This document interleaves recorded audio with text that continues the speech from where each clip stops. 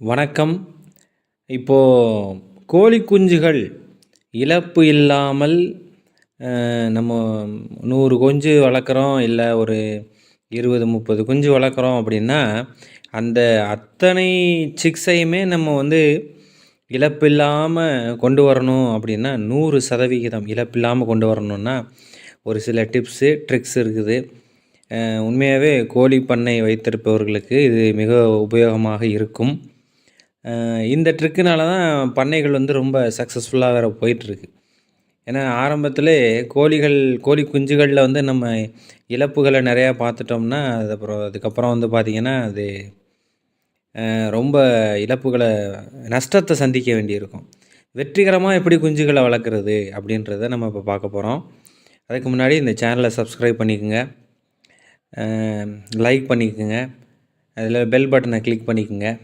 ஆமாம், நீங்கள் சப்ஸ்கிரைப் பண்ணால் அது மாதிரி பயனுள்ள தகவல்களை நம்ம சேனல்லேருந்து அடுத்தடுத்து பார்க்கலாம்.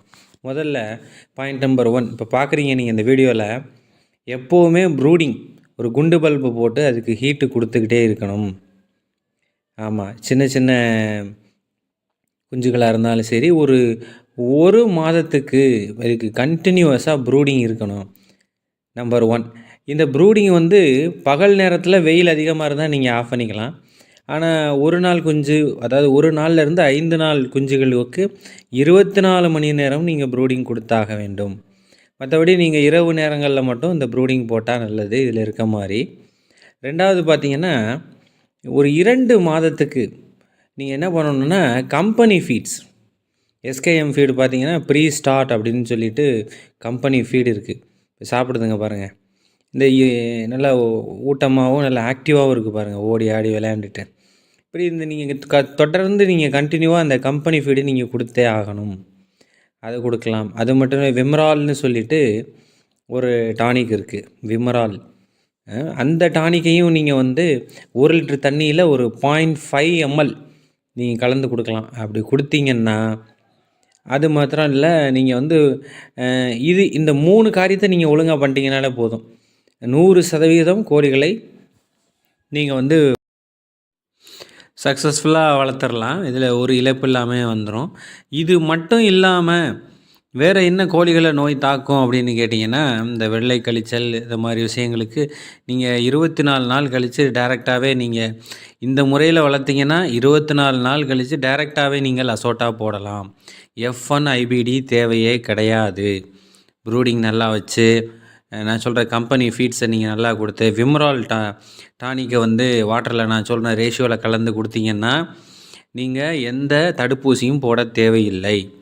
நம்பர் 1. இதுக்கு அடுத்து என்ன இதுக்கு வியாதின்னு கேட்டிங்கன்னா, நீங்கள் பண்ண வச்சுருக்க இடம் ரொம்ப ஹாட்டான பிளேஸாக இருந்துச்சுன்னா அம்மை நோய் வரும்.